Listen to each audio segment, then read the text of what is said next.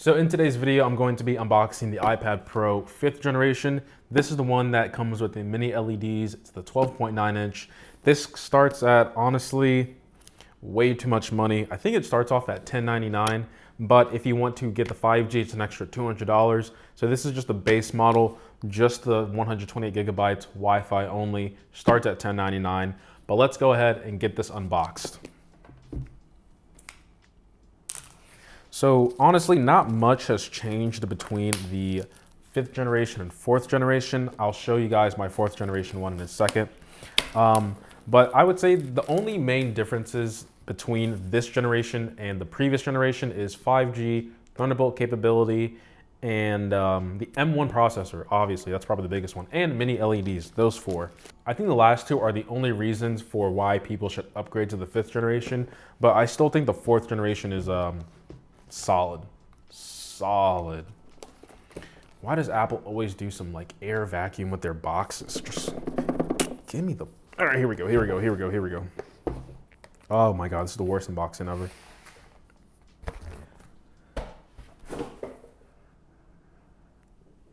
Smells like electronics for once. Usually it smells like nothing. I'm not really vibing with that smell.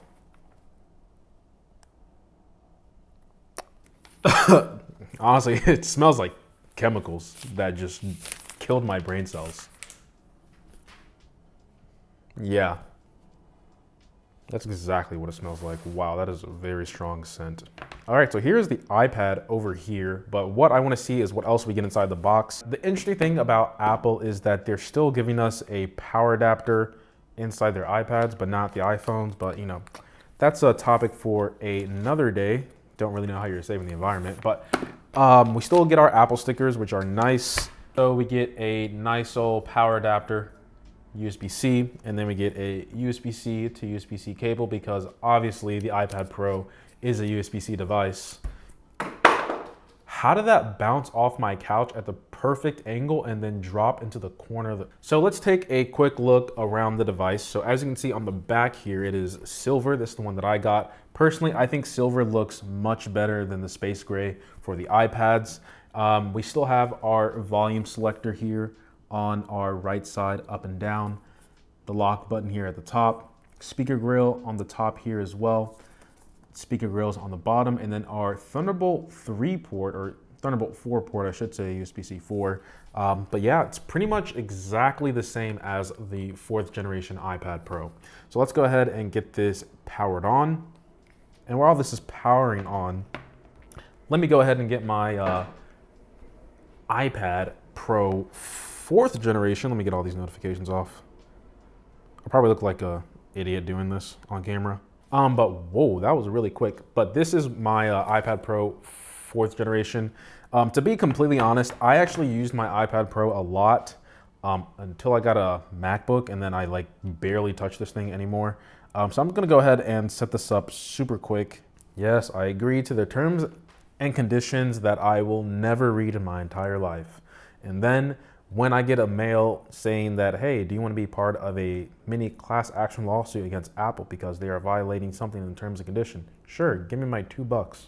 So another notable thing about the 5th generation iPad Pro is that it's able to produce high brightness, which helps with HDR workflows, which Apple's really marketing the iPad 5th generation for. So if you are a person who has a lot of HDR workflow in terms of their business, side hobby, gig, hustle, whatever you want to call it. Nowadays, it's like everything.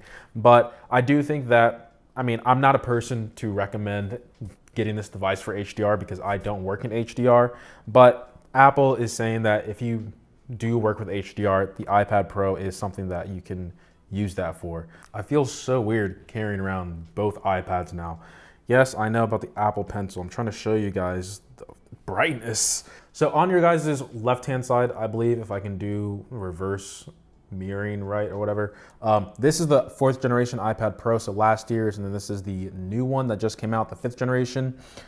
So we still have the nice Pro Motion, super fast, buttery smooth, really does look nice in terms of the iOS, iPadOS ecosystem or software experience. Another thing that the camera might not pick up, but is another big selling point of this new iPad Pro, because you are able to work in HDR workflows, I guess properly, because it can exceed 1000 nits of brightness, but I've been told the industry is like 600, but that's another topic for another day.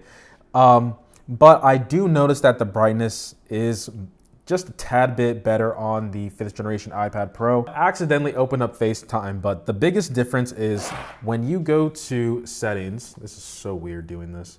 When you go into settings, you can really tell the whites. The white looks really white on the iPad Pro 5th generation that just came out this year, whereas on the iPad Pro 4th generation last year's, it almost has like a almost like a reddish orange tint to it, and no ProMotion, not ProMotion, True Tone and Night Shift is off. This is just the default max brightness, and it does look noticeably brighter and just more cleaner on the 5th generation iPad Pro. I don't believe they changed the speakers at all, but I'm going to, play a quick video, see what that's like. All right, so I've pulled up a 4K 60 FPS HDR video, and I can already tell this is so much brighter. Max this out, max this out. It is noticeably brighter. I don't think the camera is gonna be able to pick this up, but it is brighter, no doubt. That is the power of mini LEDs, but let me go ahead and see how these both look. Wow. It's a night and day difference already. It's hard for the camera to pick up, but this one is so much brighter, guys. You would have to go into a store and tell the difference. Let me max out the volume on this one.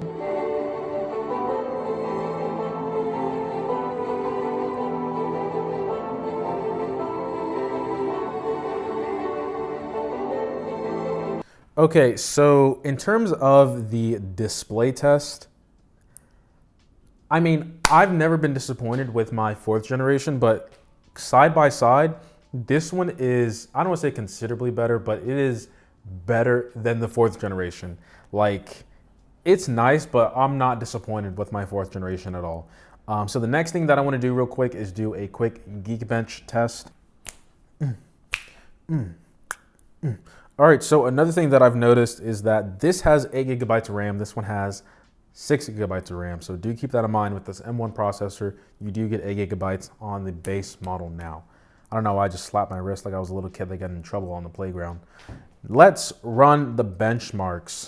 Now, I don't think I'm gonna be, crazy about the scores on the iPad Pro, because I think the numbers are gonna be pretty much in line with what we've seen from the MacBook Pro, MacBook Air, Mac Mini. 1700 single core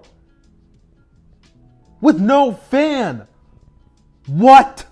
So with this M1 processor, like I said before, so as you can see, we have 1714 and then 7279. So Apple's just extending their performance in terms of the tablet category. I don't know what other tablets are going to be able to keep up in terms of performance, but do keep in mind that you are locked down in the Apple ecosystem, and kind of how like I foreshadowed in the beginning of this video, I actually used to use my iPad Pro a lot until I got the newer MacBook Pro or MacBook Air, and I just have used the MacBook Air and laptops in general just because iPadOS is the ceiling of how good overall iPad could be.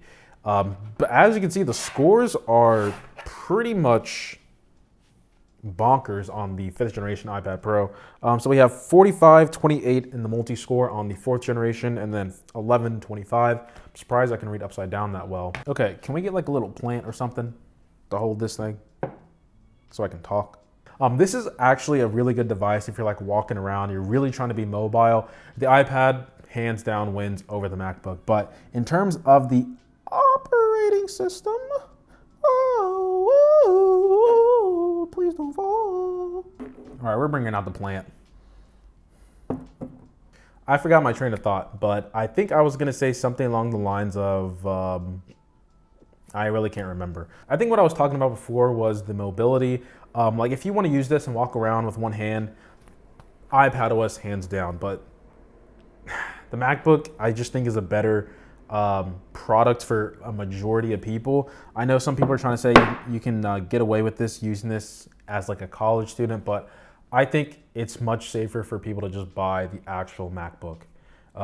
But you know, everyone has their own choice, their own preference of what they want. But yeah, this pretty much wraps it up for the iPad Pro unboxing first impressions. Let me know if you guys want me to do any testing. I'll make a couple of videos on this. But like I said before, there's 5G now, mini LEDs. The display does look noticeably better than the 4th generation. Thunderbolt capability, much faster read and write speed. So if you're a person on the go using stuff off an external drive, the iPad Pro can now do that much better. What else? I think I already said 5G. Because I'm hearing 5G every 5 minutes of my life nowadays in terms of people advertising. I completely forgot about Center Stage, but that's going to be more of something FaceTime. I'm going to have to try that out, see how that's like. I think that's pretty much it. I don't think there's anything to really rave over in terms of the new iPad Pro. Like I said, I think if you are a person who's really considering working on HDR workflow in a tablet, even you want to connect it to another display, the iPad Pro 5th generation might be a good choice for you. But, I'll say it again, I'm not a person who works in HDR, so please, if you can, go find a video of a person who actually works in HDR in terms of photographers, videographers. Probably take their advice over mine. But, oh my God, the display is off. This is a little bit awkward. Hopefully you guys enjoy this video. I appreciate every sub, like, and comment. And as always, guys, please stop turning off the display while I'm in the middle of my speech. Much love. I can't believe these things did not fall. Thank you. All right, so in today's video, I'm going to be unboxing this is upside down.